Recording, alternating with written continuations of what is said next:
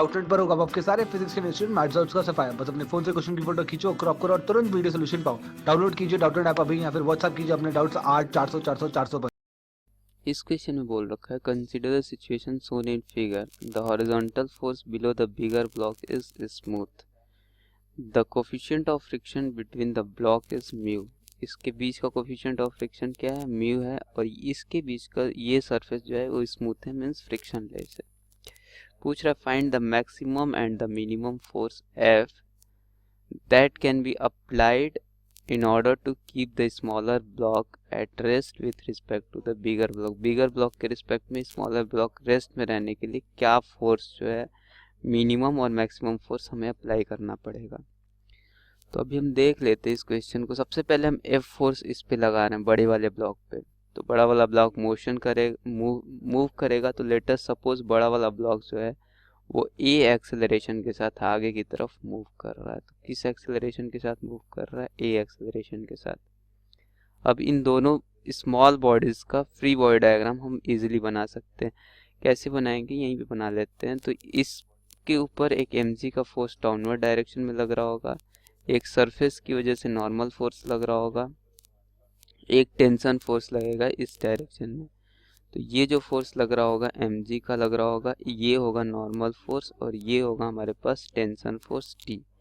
Tension force की वजह से ब्लॉक आगे की तरफ मूव करने की कोशिश करेगा, बट इसको कौन अपोज करेगा? ये तो रेस्ट में रहना है, तो इसको अपोज करेगा हमारे पास एक फ्रिक्शनल फोर्स होगा जो वो इसको अपोज करेगा। तो फ्रिक्शनल फोर्स किधर को रहेगा?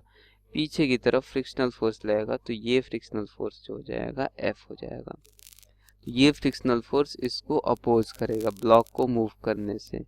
अब हमारे पास इसके पास टोटल फोर्सेस कितने लग रहे होंगे? तो इसके ऊपर जो फोर्सेस लग रहे होंगे mg का ऑफ कोर्स लग रहा होगा और mg को काउंटर बैलेंस कर रहा होगा टेंशन फोर्स, और ये हो जाएगा mg।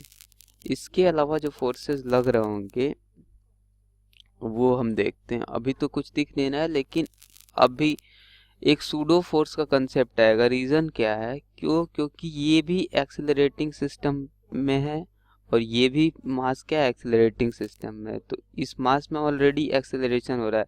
जिस मास से ये दोनों अटैच्ड हैं वो ऑलरेडी एक्सेलरेट कर रहा है। तो एक सूडो फोर्स लगेगा एक्सेलरेशन के अपोजिट डायरेक्शन में। तो यहाँ एक सूडो फोर्स लगेगा, इस मास के ऊपर भी इधर को एक सूडो फोर्स लगेगा। और ये सूडो फोर्स को ये वाले मास में कौन बैलेंस कर रहा होगा? इस सरफेस द्वारा एक नॉर्मल फोर्स लगेगा, वो बैलेंस कर रहा होगा। तो यहाँ पे हमारे पास जो सूडो फोर्स लगेगा वो मास m into acceleration with which it is moving a, और यहाँ पे भी सेम मास है तो सेम सूडो फोर्स लग रहा होगा और सेम एक्सेलरेशन से आगे की तरफ जा रहा है। ये नॉर्मल फोर्स जो है ये भी हम कुछ मान लेते हैं। तो इसको हम सम n1 इसको यदि बोलते हैं तो इसको हम n2 बोल ले रहे हैं। अब हम क्या करेंगे? अभी ये ब्लॉक भी क्या करेगा? ये ब्लॉक भी नीचे आने की कोशिश करेगा। तो इसके ऊपर भी एक फ्रिक्शनल फोर्स लगेगा हमारे पास, और इसके ऊपर जो फ्रिक्शनल फोर्स लगेगा इस सरफेस के ऊपर वो इस डायरेक्शन में लगेगा। तो ये हो जाएगा, ये फ्रिक्शनल फोर्स हो जाएगा F1। इस स्मॉल f1 बोल देते हैं, इसको स्मॉल f2 बोल दे रहे हैं। तो ये हमारे पास फ्रिक्शनल फोर्स लगेगा। तो हमारे पास जो इक्वेशंस बन जाएंगे वो कुछ इस तरीके से होंगे। हॉरिजॉन्टल डायरेक्शन में इसमें क्या हो रहा है? ma का फोर्स पीछे की तरफ लग रहा है, प्लस एक फोर्स लग रहा है फ्रिक्शनल फोर्स। फ्रिक्शनल फोर्स इसको क्या हो जाएगा? Mu into n1 and this is equal to T, ma plus f1। तो ये किसके इक्वल हो जाएगा? t के। तो इट मीन्स दैट यहाँ से आ जाएगा ma is equal to t minus mu n1 की वैल्यू क्या हो जाएगी? म्यू तो म्यू रहेगा, n1 की वैल्यू हो जाएगी mg, तो म्यू mg। इसी तरीके से सेकंड केस में जो हमारे पास फोर्स लग रहा होगा वो क्या होगा? इस केस में हम देखें तो इस केस में हमारे पास क्या लग रहा होगा? हॉरिजॉन्टल वर्टिकल डायरेक्शन में इसमें चेक कर लेते हैं। तो हमारे पास आ जाएगा M T plus F S. चूँकि ये क्या है? सारा सिस्टम क्या है? रेस्ट में है। सारा सिस्टम क्या है हमारे पास, रेस्ट में है, तो it means T plus F2 frictional force वो क्या हो जाएगा, mu into N2, this is equal to mg। It means that यहाँ से हम लिख लेंगे टी या M T plus mu N2 किसके इक्वल है, ma के इक्वल है, means N2 is equal to ma is equal to mg आ जाएगा। तो इन दोनों इक्वेशन से यदि इसको हम इक्वेशन 1 माने ले रहे हैं और इसको हम इक्वेशन 2 मान ले रहे हैं, तो इसको हम सॉल्व करेंगे। सॉल्व करके हम a की वैल्यू कैलकुलेट कर सकते हैं। कैसे कैलकुलेट करेंगे, दोनों इक्वेशन को हम क्या करते हैं, सब्सट्रैक्ट कर देते हैं, उससे मिल जाएगा हमको वैल्यू। 2 - 1 करते हैं एक्चुअली, तो हम 2 - 1 करेंगे, तो 2 - 1 करने से हमें क्या मिलेगा, इधर mg है इधर ma है, मीन्स mg माइनस a, तो यहाँ से आ गया, और यहाँ से t प्लस म्यू ma है और माइनस t है, तो यहाँ से आ जाएगा म्यू ma प्लस g आ जाएगा। यदि इसमें से इसको माइनस करेंगे तो हमारे पास ये आ जाएगा।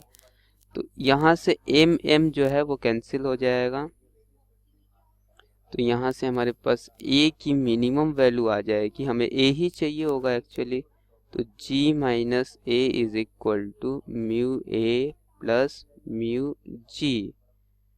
इट मीन्स दैट कि हमारे पास a की मिनिमम वैल्यू जो आएगी यहाँ से क्या हो जाएगी, 1 plus mu, this is equal to 1 minus mu into g। It means that a की मिनिमम वैल्यू आ जाएगी 1 minus mu divided by 1 plus mu into g। ये हमारी a मिनिमम वैल्यू आ गई।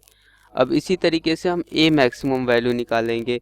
अब देखो जैसे जैसे फोर्स को इंक्रीज करेंगे तो हमारे पास क्या होगा, सूडो फोर्स की वैल्यू बढ़ेगी, एक्सेलरेशन इसमें इंक्रीज होगा।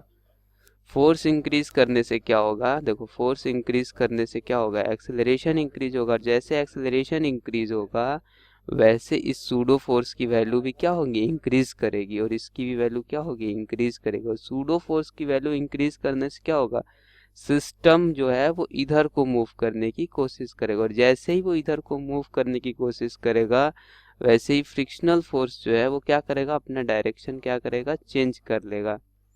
तो फ्रिक्शनल फोर्स अपना डायरेक्शन किधर को कर लेगा, इधर को करेगा। तो अभी सेकेंड केस में ये फ्रिक्शनल फोर्स F1 हो गया, और सूडो फोर्स हमारा किधर को लग रहा था, वो ऑफ कोर्स ma का सूडो फोर्स इधर को लग रहा था। तो अभी हमारे पास इसी तरीके से ये जो है फ्रिक्शनल फोर्स इस यहाँ, तो चूंकि ये सिस्टम ऊपर मूव करने लगेगा तो ये फ्रिक्शनल फोर्स किधर को लगने लगेगा, नीचे की तरफ लगेगा। ये F2 जो है वो कहाँ लगेगा, नीचे की तरफ फ्रिक्शनल फोर्स लगेगा। तो फ्रिक्शनल फोर्स अपनी डायरेक्शन चेंज कर रहा है, बाकी कुछ भी डायरेक्शन में चेंज नहीं हो रहा है। तो ये हो गया F2। बाकी हॉरिजॉन्टल, इस केस में ये वाले फोर्सेस वही लगेंगे और इस केस में ऊपर वर्टिकल डायरेक्शन में फोर्सेस वही लगेंगे। तो अब भी कैसे मॉडिफाई हो जाएगा, अब इस केस में देख लो। इस केस में t plus F1 is equal to ma हो जाएगा। तो t प्लस F1 को हम किससे रिप्लेस करेंगे, म्यू n1 से। t plus mu n1 is equal to हमारे पास क्या हो जाएगा, ma, और दूसरा इससे जो इक्वेशन आएगा वो ये आ जाएगा t plus t is equal to वो आ जाएगा F2 plus mg, means mu n2 plus mg आ जाएगा। इट मीन्स दैट कि हम यहाँ से लिख सकते हैं t प्लस म्यू n1 की वैल्यू क्या है, mg है, means mu mg is equal to ma, और यहाँ से लिख सकते हैं t माइनस म्यू n2 की वैल्यू हम यहाँ से क्या है, ma है, तो means mu ma is equal to mg। अभी फिर से हमको क्या रिप्लेस करना है, t को रिप्लेस करना है। t कैसे रिप्लेस होगा, this equation minus this equation. यदि ये हमारा इक्वेशन 2 है और ये हमारा इक्वेशन 1 है तो हम क्या करेंगे, 2 माइनस 1 करेंगे तो ये वैल्यू हमारे पास आ जाएगी M G minus a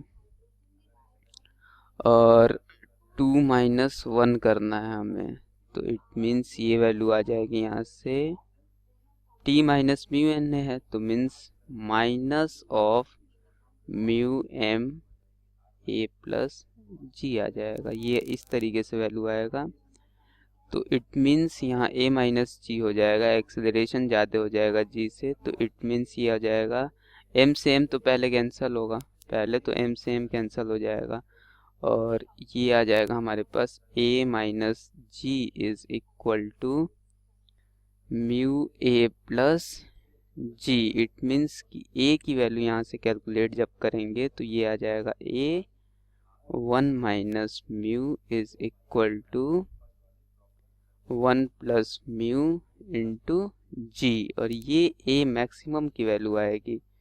force हम मैक्सिमम कर रहे हैं तब हमारे पास फ्रिक्शनल फोर्स की डायरेक्शन चेंज हो रही है, तो a मैक्सिमम की वैल्यू आ जाएगी 1 plus mu divided by 1 minus mu into G. अभी देखिए ये हमारे पास मैक्सिमम a की वैल्यू आ गई और ये हमारे पास मिनिमम a की वैल्यू आ गई। डिफरेंस न्यूमरेटर और डिनोमिनेटर का है, तो अब भी हमारे पास फोर्स की मैक्सिमम वैल्यू क्या हो जाएगी, इसी तरीके से हमारे पास फोर्स की मिनिमम जो वैल्यू आएगी वो आ जाएगी मास इनटू एक्सेलरेशन। मास हमारे पास क्या है यहाँ पे हम चेक कर लें, तो F इज इक्वल टू क्या हो जाएगा, मास इनटू एक्सेलरेशन। अब हमें मास फाइंड आउट करना है, मास कैसे फाइंड आउट कर लेंगे, अब देख लो यहाँ पे लेटर सपोज इस बड़े वाले का मास कैपिटल M है और छोटे वाले का मास स्मॉल m है, तो हम क्या लिख लेंगे, F is equal to actually m plus small m means 2 small m into a। तो ये हमारे पास फोर्स की वैल्यू आ गई। तो अभी हमने a को मिनिमम निकाला तो फोर्स मिनिमम निकल जाएगा और ये मैक्स करेंगे तो ये भी हमारे पास मैक्स हो जाएगा। तो F इज इक्वल टू है हमारे पास यहाँ m plus 2m means m plus 2m into acceleration. Minimum acceleration हमारे पास क्या आया था, 1 minus mu divided by 1 plus mu into जी।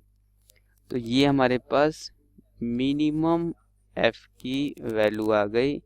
इसी तरीके से हम मैक्सिमम F की वैल्यू भी फाइंड आउट कर लेंगे, वो हमारे पास क्या आ जाएगा, F max is equal to आ जाएगा m plus 2m into 1 plus mu divided by 1 minus mu into G. ये हमारे पास मैक्सिमम फोर्स की वैल्यू आ गई।